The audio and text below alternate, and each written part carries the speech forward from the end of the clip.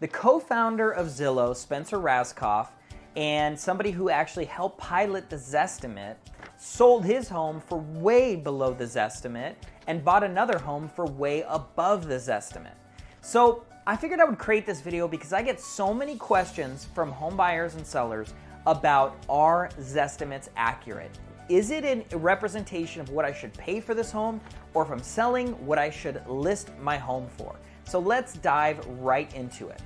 Now what I want to do is give you a few actual real-life examples of homes that we have sold recently and how the Zestimate kind of stacked up against those.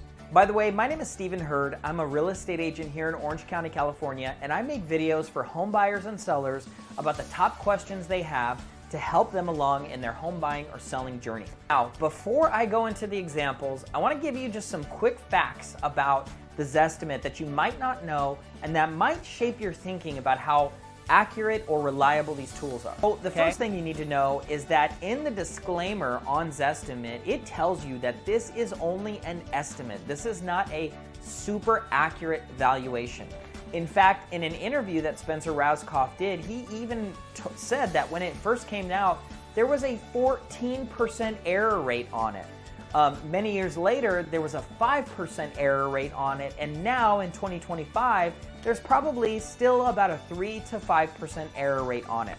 So the company itself that created it tells you it has errors, it is not super accurate, but it is good to just get a general measurement of the trends that are happening in the area. Secondly, it's really important to note that it doesn't take into account major factors that affect the value of a home. For example, interior upgrades. Could you imagine giving a valuation of a home you've never seen the inside of? That is absolutely insane. We know in Orange County, California in 2025, if a home has flooring, paint, and kitchen upgrades, it is going to sell for a huge premium compared to the neighbor's home if it doesn't have it. So with that being said, keep that in mind when you're judging the accuracy. Zillow cannot see the inside. And lastly, it's also important to note that it is not used for appraisals. Appraisers don't look at Zillow when they are going to appraise a home.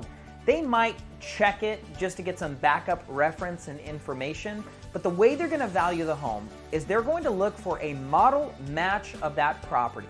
And if they can't find a model match that is sold within the last 3 to 6 months, then they're going to look at a square footage match. And if they can't find a square footage match, then they're going to go out a half a mile, 2 miles, until they get enough data for evaluation. That is the best way to value a home. It's called the comparative market analysis approach. That is judging the price of the home based on what homes have sold for in the past. Not what someone says the value is or what your neighbor's home is listed for. Because not all homes that are listed sell. Many times people list their home at a price that is so far out there, but it gives other neighbors in the area hope of an unrealistic price. And that is not a good way to value a home. So that's what you need to know about the Zestimate before we go into these two examples. So the first example is a property that we sold on 32 Via Zapador in Rancho Santa Margarita in 2024. Now, prior to listing this home, there was a Zestimate on it of about $1,070,000. So about $1,070,000. We ended up selling that home a few months later for $1.1 million. In this case, the Zestimate was fairly accurate. And it's important to note, I put some thought into why I feel that it was accurate in this scenario. And that is because this was a very small cookie cutter single family home. It was a 1,400, 1,500 square foot single family home, about as cookie cutter as they come, meaning, just bedroom count, 3 bedroom, 1,500 square feet, 2-car garage.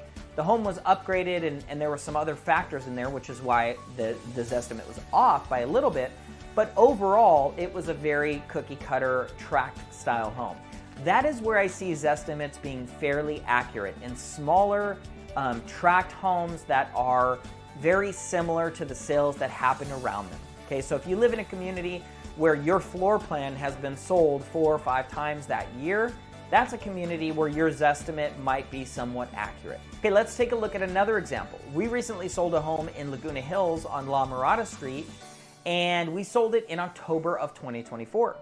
Now, prior to putting that home on the market in July of 2024, the Zestimate was $1,490. So $1,490, about $60,000 less than our final selling price. Now, why do I feel that one was not as accurate? Because $60,000 is a big difference. If you list your home $60,000 above fair market value, it's likely you're not going to get very many offers, and you're actually going to sit on the market for a bit, right? So if I listed it at $1,550 and it was the wrong number, I would have had a really hard time selling it. But in this case, the Zestimate was wrong. And why is that? Because it wasn't a very cookie cutter home. In this neighborhood, some homes had really large lots, some homes had really small lots, some homes were really upgraded, some homes had additions to the property, and this was just not a very cookie cutter home. So this is the conclusion. Zestimates, I feel, and the data seems to indicate, they are good for getting a general idea of what your home is worth within 5 to 10% of the price.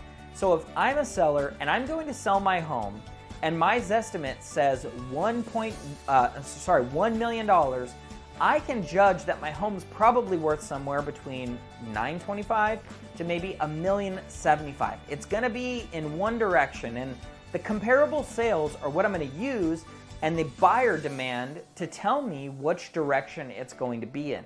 So I hope this answers your questions about are Zestimates on Zillow accurate?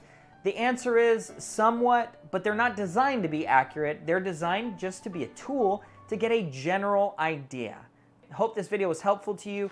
If you have any other questions, or if you just have any funny examples of Zestimates that are just way off, please comment them below. Would love to see them and hear your thoughts. Thank you for watching this video. I look forward to seeing you in the next videos.